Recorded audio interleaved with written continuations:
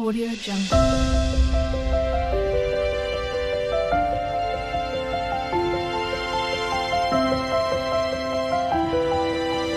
Audio Jungle. ಎಲ್ರಿಗೂ ಪ್ರೇಮ ವಿಲಾಗ್ಗೆ ಸ್ವಾಗತ. ಇವತ್ತು ನಾವು ಚಟ್ನಿ ಪುಡಿ ಮಾಡೋಣ. ಒಂದು 7-8 ದಿವಸಕ್ಕೆ ಆಗೋಷ್ಟು ಮಾಡಿಟ್ಕೊಳ್ಳೋಣ.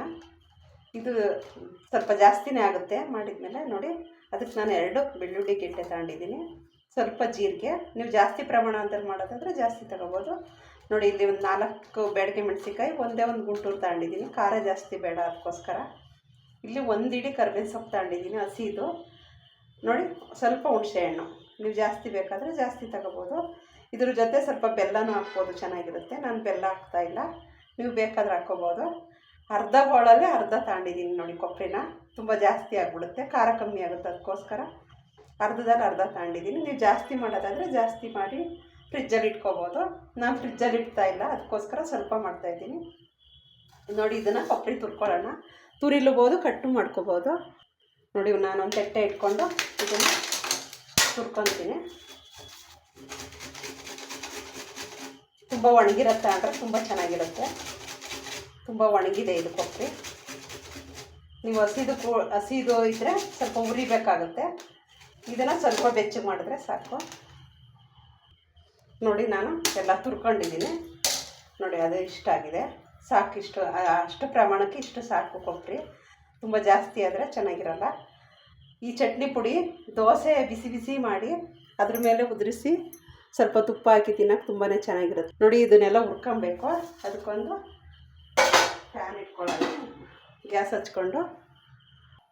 ನೋಡಿ, ಚಿಕ್ಕ ಬಾಣಲೆ ಇದ್ದರೆ ಚಿಕ್ಕ ಬಾಣಲೆನೂ ಹುರ್ಕೊಬೋದು. ಮೊದಲಿಗೆ ಸ್ವಲ್ಪ ಬಿಸಿ ಆಗಲಿ, ಇದು ಎಣ್ಣೆ ಹಾಕೋಣ.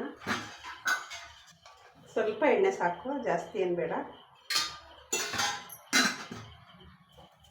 ಈ ಬೆಳ್ಳುಳ್ಳಿನ ಸ್ವಲ್ಪ ಕೈಯಲ್ಲಿ ಈ ಥರ ಇದು ಮಾಡಿದ್ರಾಯ್ತು. ನೋಡಿ, ಮೊದಲಿಗೆ ಮೆಣಸಿನ್ಕಾಯಿ ಹುರ್ಕೊಳ್ಳೋಣ.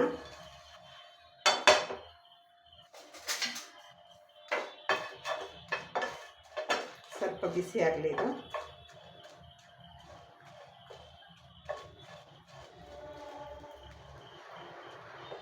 ಇಲ್ಲಾಂದರೆ ಮಿಕ್ಸಿಲಿ ಪೌಡ್ರ್ ಆಗಲ್ಲ ಇದು, ಅದಕ್ಕೋಸ್ಕರ. ಮೋಡನ್ನು ಯಾಕೆ ಮುಚ್ಕೊಂಡಿದೆ, ಬಿಸಿಲು ಇಲ್ಲ. ನೋಡಿ, ಕರ್ಬೇವಿನ ಸೊಪ್ಪು ಹಾಕ್ತಾಯಿದ್ದೀನಿ ನಾನು.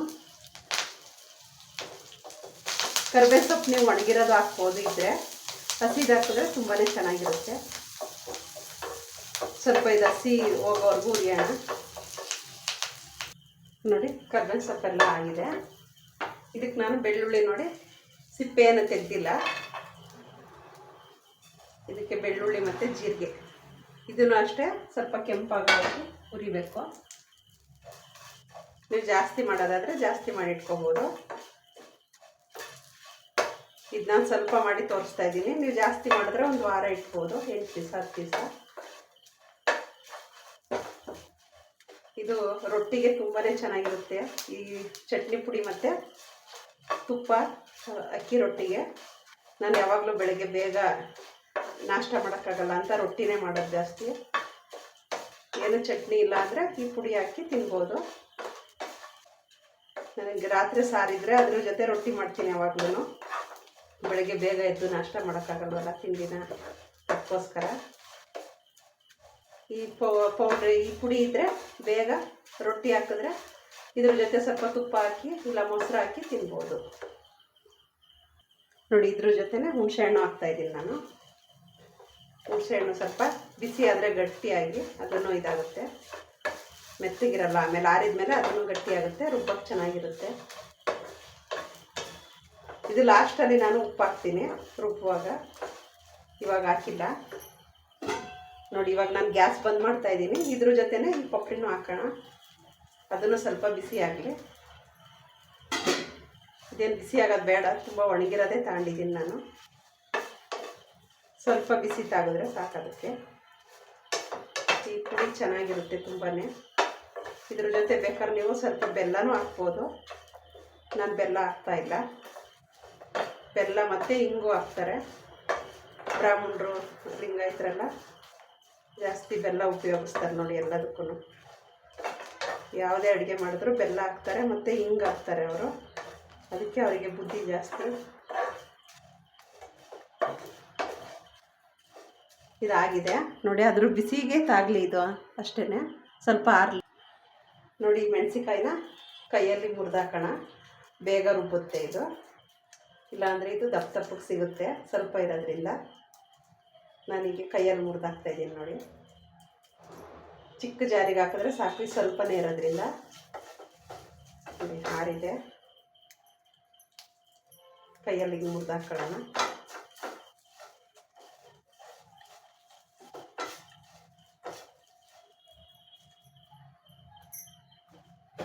ನೋಡಿ ಇದಕ್ಕೆ ನಾನು ಉಪ್ಪು ಹಾಕ್ತಾಯಿದ್ದೀನಿ. ಉಪ್ಪು ಆಮೇಲೆ ಮರಿಬೇಡಿ, ಲಾಸ್ಟಲ್ಲಿ ಹಾಕ್ರಿ.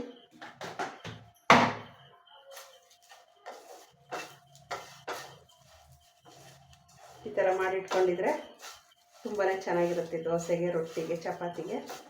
ನಾನಿವಾಗ ಚಪಾತಿ ಮಾಡಿದ್ದೀನಿ, ಅದನ್ನು ತೋರಿಸ್ತೀನಿ ತಿಂದ್ಬಿಟ್ಟು. ಚಪಾತಿ ಮತ್ತು ತುಪ್ಪ ಹಾಕಿ ನೋಡಿ ತಣ್ಣಗಾಗಿದೆ. ಮಿಕ್ಸಿಗೆ ಹಾಕೋಣ. ನೋಡಿ ನಾನೆಲ್ಲನೂ ಮಿಕ್ಸಿಗೆ ಹಾಕ್ಕೊತೀನಿ.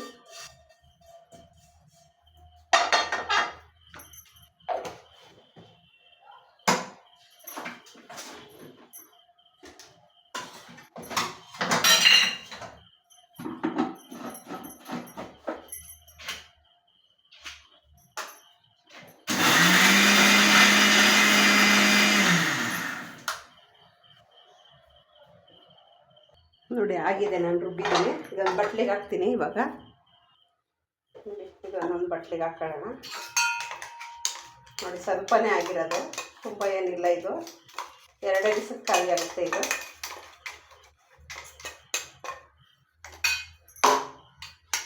ನೋಡಿ ತುಂಬಾ ಚೆನ್ನಾಗಿದೆ. ಇದ್ರ ಜೊತೆ ನಾನು ಚಪಾತಿ ಮಾಡಿದ್ದೀನಿ. ನೋಡಿ ಚಪಾತಿ ರೆಡಿ ಇದೆ. ಅದಕ್ಕೆ ನಾನು ಚಟ್ನಿ ಪುಡಿ ಹಾಕ್ತಾಯಿದ್ದೀನಿ. ಇದ್ರ ಮೇಲೆ ನೋಡಿ ತುಪ್ಪ, ಆ ಚಪಾತಿ ಬಿಸಿ ಇದ್ದರೆ ಮತ್ತು ತುಪ್ಪ ಹಾಕಿ ನೋಡಿ ಈ ಥರ ಎಲ್ಲ ಕಡೆ ಇದು ಮಾಡಿ. ಬಿಸಿ ಬಿಸಿ ಇದೆ ನೋಡಿ, ತುಪ್ಪ ಎಲ್ಲ ಕರಗೋಯ್ತು. ಈ ಥರ ಮಾಡಿ ಮಕ್ಕಳಿಗೆ ಈ ಥರ ಮಾಡಿ ಈ ಥರ ಎಲ್ಲ ಕಡೆ ಇದು ಮಾಡಿ ರೋಲ್ ಮಾಡಿ ಕೊಟ್ಟರಾಯ್ತು ನೀವು. ನೋಡಿ ತುಂಬಾ ಚೆನ್ನಾಗಿದೆ. ನೀವು ಮನೇಲಿ ಟ್ರೈ ಮಾಡಿ ನೋಡಿ. ಈ ಥರ ರೋಲ್ ಮಾಡಿ ಕೊಟ್ಟರೆ ಮಕ್ಕಳು ಹಿಂಗೆ ಇಟ್ಕೊಂಡು ತಿಂತಾರೆ.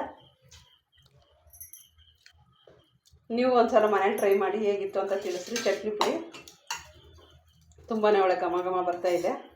ಆ ಹುಳಿ ಮತ್ತು ಖಾರ, ಈ ಕೊಬ್ಬರಿ ತುರಿ ಎಲ್ಲ ಸಿಕ್ಕುವಾಗ ತುಂಬಾ ಚೆನ್ನಾಗಿದೆ. ನೀವು ಒಂದ್ಸಲ ಮನೇಲಿ ಟ್ರೈ ಮಾಡಿ ಹೇಗಿತ್ತು ಅಂತ ತಿಳಿಸ್ರಿ. ಎಲ್ರಿಗೂ ಶೇರ್ ಮಾಡಿ, ಲೈಕ್ ಮಾಡಿ, ಸಬ್ಸ್ಕ್ರೈಬ್ ಮಾಡಿ. ಎಲ್ಲರೂ ಫುಲ್ ವೀಡಿಯೋ ವಾಚ್ ಮಾಡಿ. ಎಲ್ರಿಗೂ ಬಾಯ್ ಬಾಯ್.